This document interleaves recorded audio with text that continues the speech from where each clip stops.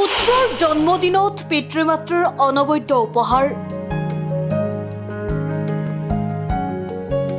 যি উপহাৰৰ কথা শুনিলে আপোনাৰো ভাল লাগি যাব। সন্তানৰ জন্মদিনত আপোনাৰো তেনে উপহাৰ দিবলৈ মন যাব।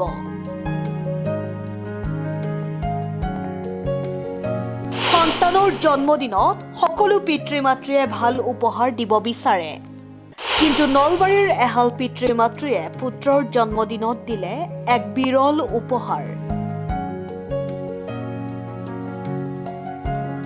সঁচাকৈয়ে এক বিৰল আৰু অনন্য উপহাৰ। নলবাৰীৰ মাজদিয়াৰ তিলক শৰ্মা আৰু বন্দনা দেৱীৰ একমাত্ৰ পুত্ৰ শুভাংগমৰ শুক্ৰবাৰে জন্মদিন।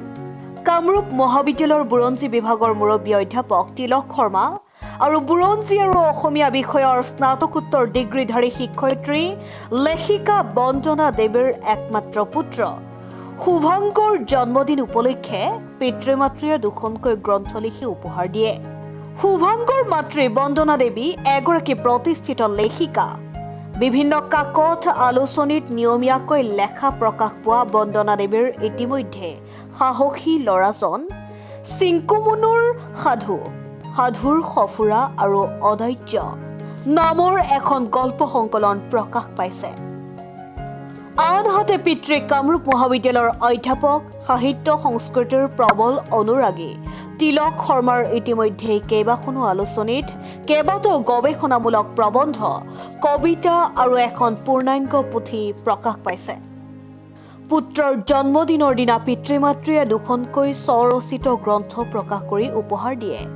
একমাত্ৰ মৰমৰ পুত্ৰৰ উপজা দিনত কেক কাটি জন্মদিন পালন কৰাৰ সলনি নিজে ৰচনা কৰা দুখনকৈ গ্ৰন্থ পুত্ৰক উপহাৰ দি উপজা দিনৰ শুভকামনা জনোৱাৰ দৰে এক ব্যতিক্ৰমী পদক্ষেপ গ্ৰহণ কৰি চৰ্চালৈ আহিছে নলবাৰীৰ এহাল শিক্ষক দম্পতি।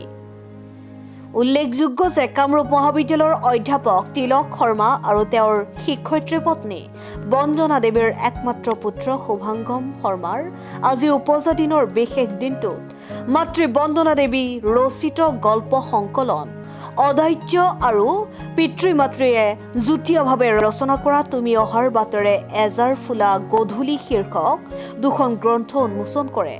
ক্ৰমে বিশিষ্ট লেখিকা মৰমী শৰ্মা আৰু বিশিষ্ট কবি ডক্টৰ বিনয় কুমাৰ মজুমদাৰে।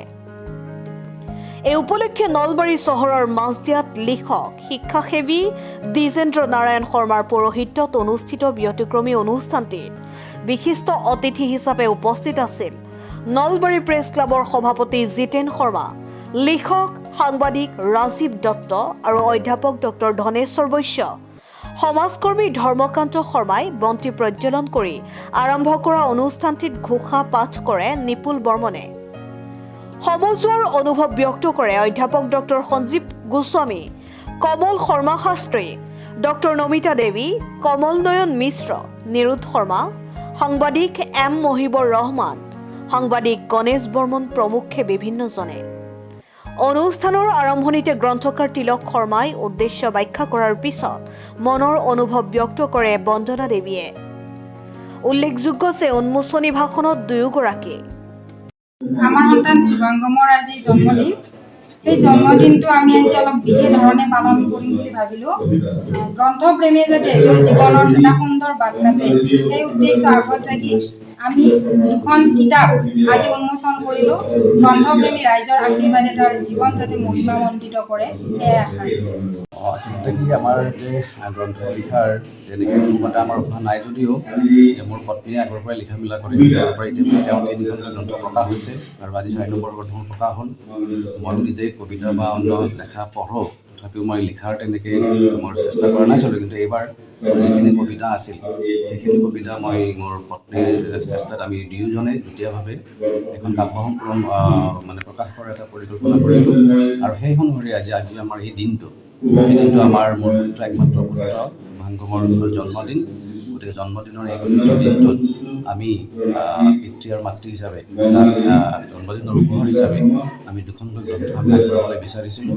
আৰু সেইটো উদ্দেশ্য আগত ৰাখি তাৰমানে আমি এই গ্ৰন্থ সঞ্চয় সভাখন আমি অনুষ্ঠিত কৰিছোঁ। ৰাইজৰ কণ্ঠ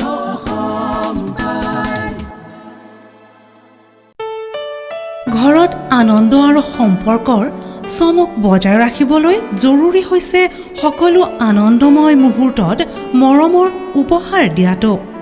সেইবাবে মধুশ্ৰী জুৱেলাৰ্ছে আনিছে সকলো ৰঙীন ক্ষণৰ বাবে বিশেষ গহনা। হীৰাৰে হওক, সোণৰে হওক বা ৰূপৰে হওক, শ্ৰেষ্ঠ ডিজাইনছ আৰু হলমাৰ্কযুক্ত গহনাই ৰাখে সম্পৰ্কক নিখুঁত। তেনেহ'লে আজিয়ে আনক আনন্দ মধুশ্ৰী জুৱেলাৰ্ছৰ সৈতে। যোগাযোগ কৰক 7002800341 নাইবা ভিজিট কৰক LNB ৰোড, নলবাৰী, অসম।